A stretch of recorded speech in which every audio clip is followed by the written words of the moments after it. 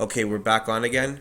So Michelle, so maybe we could get into that now on why the mouth doesn't grow to the proper size to accommodate all the teeth, and what you do and your industry does to help parents work with their toddlers, or even the prenatal stage, and Sure. or even earlier. So, the view that I'm going to share is not a prevailing view. It's a working paradigm that we use in our office, Mm-hmm. and it's based on a total body approach. And so, one of the premises or foundations of the paradigm is to establish optimized breastfeeding. And so we work a lot with breastfeeding babies and dyads, mothers and babies, to try to assist these babies in the correct functional and postural um, uh, presentation so that they can optimize their muscle function to begin to build this face that we want to see. And so we're trying to optimize the tongue getting to the palate, the pressure of the breast and the palate, and the mobility of the jaw to come down and function like it should so that the airway can develop. And so taking it back to the beginning and trying to track kids out, addressing tongue tie early, addressing all of the restrictions in the jaw and in the neck, and also the cranial strain patterns from the very beginning, in my opinion, is critical to begin to get these children on track with where they need to be. Question for you. Mm-hmm. I'm guessing that this is a question that people will have. What is a cranial strain pattern? Okay, so we are muscle and bone. We are also water and blood and lymph, right? The fluids and the structures. We're largely water as Mm-hmm. people. But we also have this unique tissue in our bodies called fascia. And I call it the white space on the page or the blown insulation in the wall. It's what gives our body its shape. It's also a big neurological system in the body. And it's what hooks the bones into the muscles and kind of sends neurological impulses between the two. And so, when children are born or growing in utero, if the mom's container is not very pliable or mobile, they might develop compressions or other movement restrictions in utero.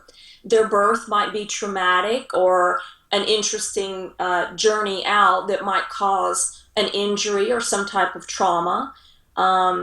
So, the fascia to be mobile and moving and flowing is very important. So just like you would maybe injure yourself if you were playing a sport or something like that, you would develop a strain. Well, anybody can do that. Even infants do that. And so it's important to be able to recognize what those look like. And sometimes we see them as flat spots, brachiocephaly or plagiocephaly when we have flat spots in the head. Sometimes we'll have asymmetries in the face where the jaw is off or one On a eye is toddler? lower. Yeah, and so Okay. you've seen this in baby pictures, where one eye is smaller or lower or something like that.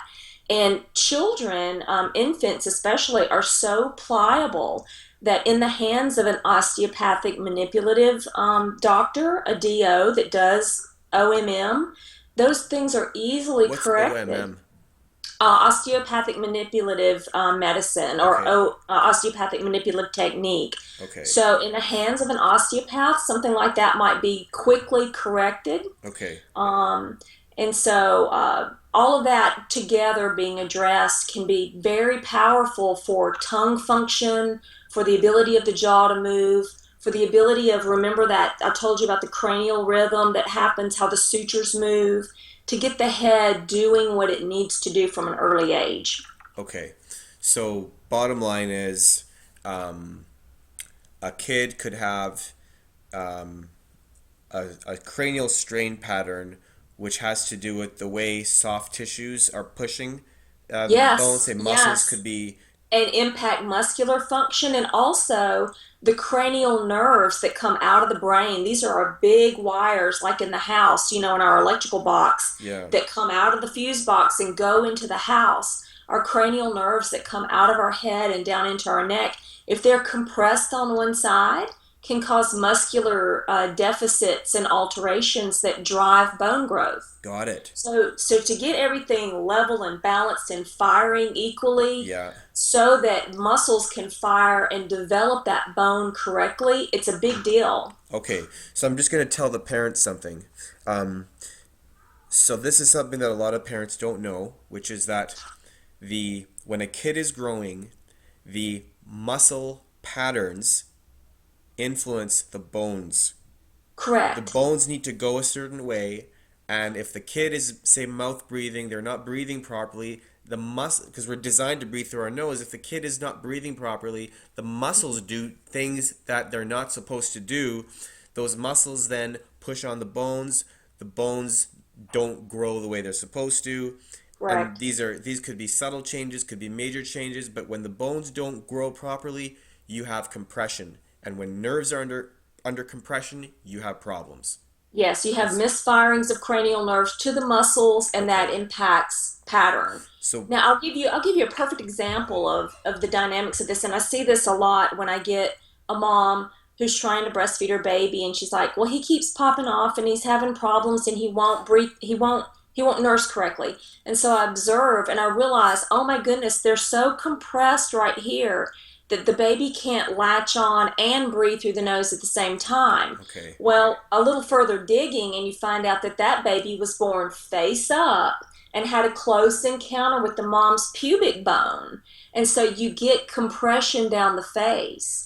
And that's the perfect opportunity to go in there and gently reshape these cranial bones Wow. to get the nose open so Wow. that baby can stay and form a suction at the breast. And forming that suction in the throat is what begins to open and form the airway. Loosening Wow. the hyoid, getting the ears open, the jaw down and forward, and the whole system begins to move in what direction? This one, right? Yeah, yeah. Yeah, it's a big deal. Wow. Wow. I had no clue that,